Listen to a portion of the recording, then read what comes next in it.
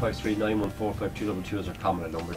Okay, we've got lots of listeners' questions at the moment, and I'm going to throw a few of these at you. You're a very, very busy and very, very popular lady on this morning show. My words are concerned about animals' welfare during this hot spell.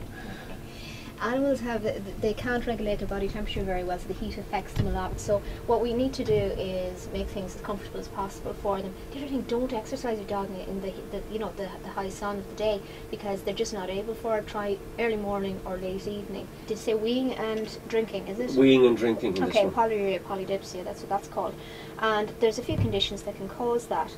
Diabetes is the bigger one, especially if it's an older pet, and females seem to be overrepresented in this area.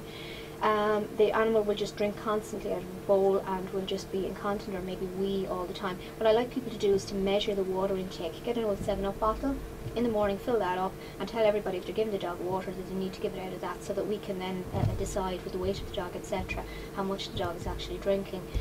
They need to bring in a urine sample when they're coming in. They need to go to a vet, obviously, to bring in a urine sample, and we can do a urine analysis on that and see if there's any glucose in the urine. The other thing we do, obviously, is the blood tests. Kidney disease is another one for the older dogs, but again there's other symptoms like not eating, losing weight, things in that line. The dog just not well. Again, drinking a lot of water. The blood test will show us that there's kidney problems. Another hormone disease called Cushing's. Drink a lot, wee a lot. In some cases they have skin disease as well. They can have loss of hair or on the back, or they can have enlargement of the liver, kind of a drooping pot belly. And you do an MRI scan? So is it expensive? MRIs, yes. We wouldn't do them ourselves.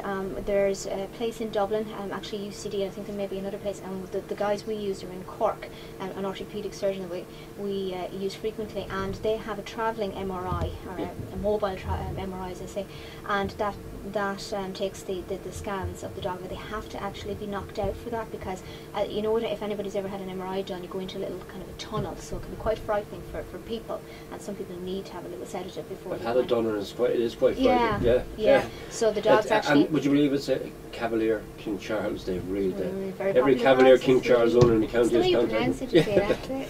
Okay, next question concerns a half terrier, half Shih Tzu, very itchy, gets an injection every 3 months for the itching. It's an allergy, but the injection doesn't work for long, and the dog is 4 years old. At this time of the year, as we talked about earlier, ATV is the big one, and sometimes the injection will work, but again it wears off. There are other treatments like Atopica if it's that particular allergy, and it's a tablet you give once a day, and there's no real side effects. I'm presuming the injection that it gets every 3 months is a kind of a depot steroid, and that does stop itching, but again it wears off. And that was, of course, Annette Quegan of Pet Vet Wexford and Euros, and we'll have to visit again shortly.